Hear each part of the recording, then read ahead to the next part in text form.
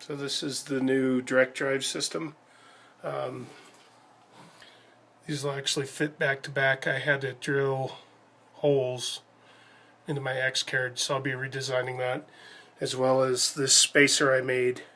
I'll be redesigning so that it has a little slot for the wires. The other extruder warped when I printed it, so what ends up happening is every time I try to thread filament in there, it actually shoots this way,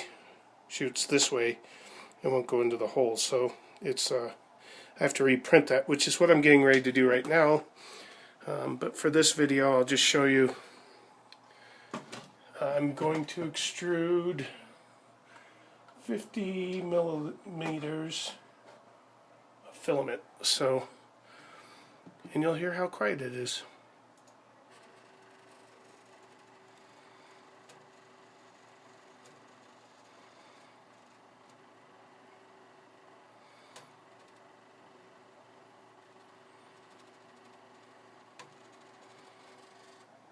So, not much there, but I'll record it again once it's printing.